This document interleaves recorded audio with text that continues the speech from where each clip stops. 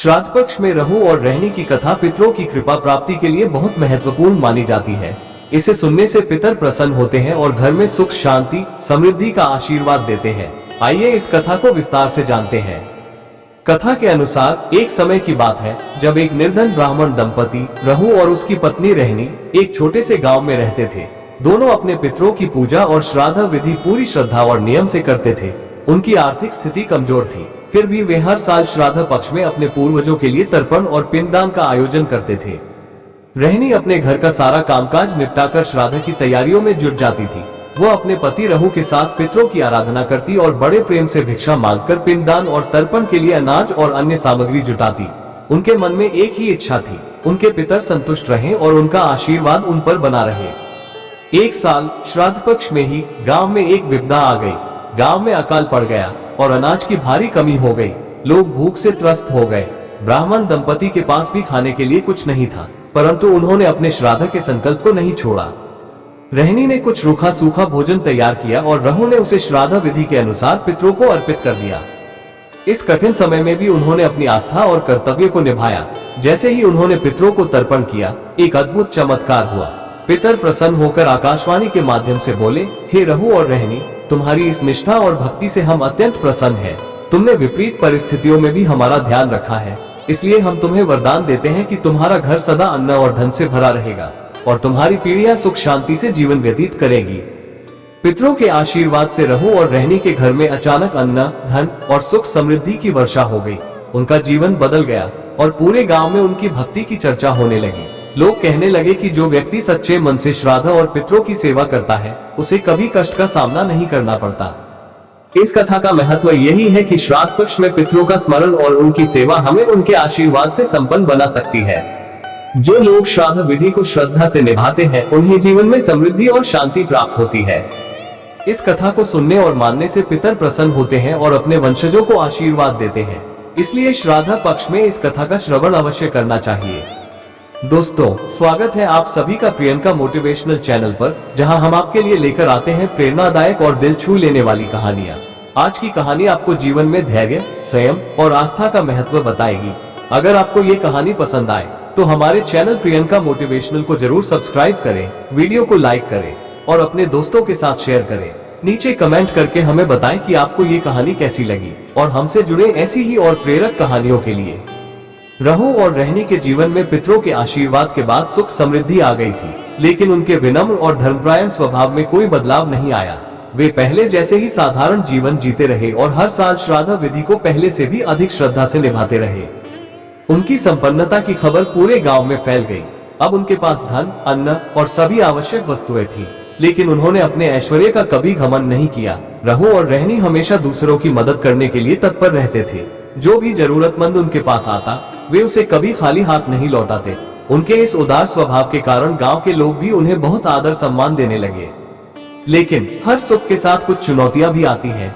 जब उनके पास अपार धन और संपत्ति आ गई, तो कुछ स्वार्थी लोग उनकी समृद्धि से ईर्ष्या करने लगे।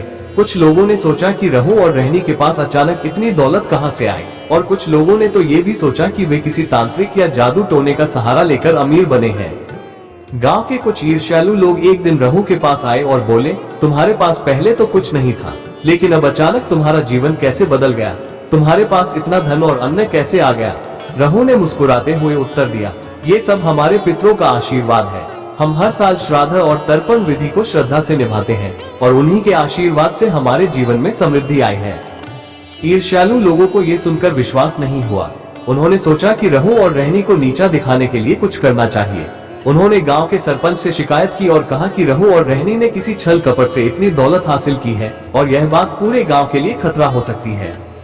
सरपंच ने ये सुनकर रहू और रहनी को पंचायत में बुलाया और उनसे पूछा, तुम्हारे पास अचानक इतनी दौलत कहां से आई?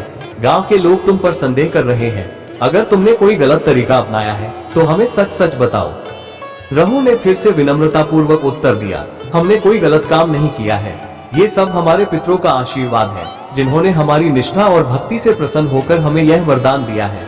अगर आप हमारी बात पर विश्वास नहीं करते तो हम आपको अपनी श्राद्ध विधि दिखा सकते हैं। पंचायत के सभी लोग रहू और रहनी के साथ उनके घर गए, जहां उन्होंने श्राद्ध विधि को पूरी श्रद्धा और नियम से निभाया। जैसे ही रहू ने तर्पण किया, आकाशवाणी हुई और पितरों ने फिर से कहा, रहू और रहनी ने सच्चे मन से हमारी सेवा की है, इसलिए हमने इन्हें समृद्धि और सुख का आशीर्वाद दिया है। ये हमारे आशीर्वाद का ही फल है। ये सुनकर पंचायत और गांव के सभी लोग आश्चर्यचकित हो गए। अब उन्हें समझ आ गया कि रहू और रहनी सच कह रहे थे। ईर्ष्यालु लोग भी अपने किए पर शर्मिंदा हुए और उनसे क्षमा मांगी।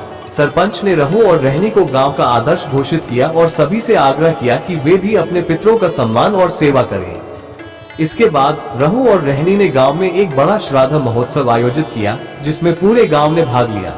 पितरों के आशीर्वाद से गांव में सुख, शांति और समृद्धि फैल गई और सभी लोगों ने अपने पूर्वजों का सम्मान करना शुरू किया।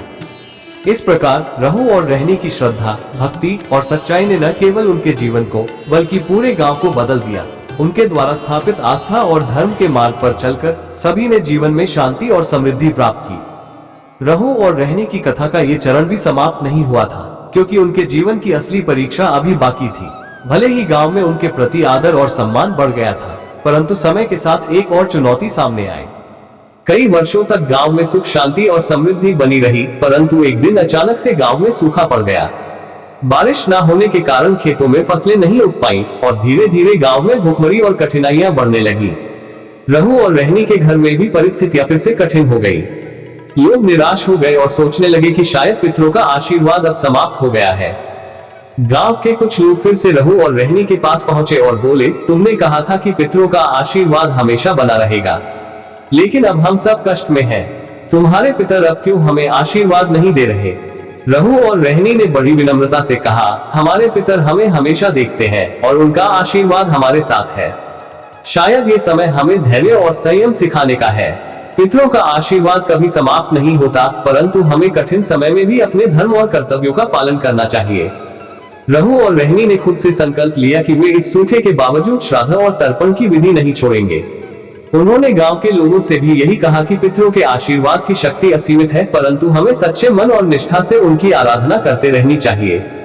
सूखे के बावजूद रहनी ने किसी तरह से थोड़े बहुत अन्न का प्रबंध किया और रहू ने पितरों के तर्पण की विधि शुरू की। उन्होंने पूरे गांव के लोगों से आग्रह किया कि वे भी इस कठिन समय में पितरों का स्मरण करें और निष्ठा से उनका पूजन करें। जैसे ही उन्होंने तर्पण किया, आकाश में बादल छा गए और कुछ ही समय बाद जोरदार बारिश शुरू हो गई। गांव में चारों ओर हरियाली फैलने लगी और खेतों में फसलें लहलहाने लगी। पितरों ने आकाशवाणी करते हुए कहा, तुम्हारी भक्ति और निष्ठा ने हमें फिर से प्रसन्न कर दिया है। ये कठिनाई केवल तुम्हारी परीक्षा थी। अब तुम्हें फिर से समृद्धि और सुख प्राप्त होगा। पितरों के आशीर्वाद से गांव में फिर से समृद्धि लौट आए। सभी लोग रहू और रहनी की निष्ठा और भक्ति के कायल हो गए और उनसे जीवन में धैर्य, संयम और आस्था की शिक्षा ली। रहू और रहनी ने अपने जीवन में आने वाली हर कठिनाई को भक्ति, सेवा और सच्चाई के साथ सामना किया और इसी कारण पितरों का आशीर्वाद उन्हें और उनके वंश को हमेशा मिलता रहा। इस तरह ये कथा हमें सिखाती है कि जीवन में कितनी भी कठिनाइयां क्यों न आए, अगर हम अपने धर्म और कर्तव्यों का पालन निष्ठा से करते हैं, तो पितरों और देवताओं का आशीर्वाद हमेशा हमारे साथ बना रहता है।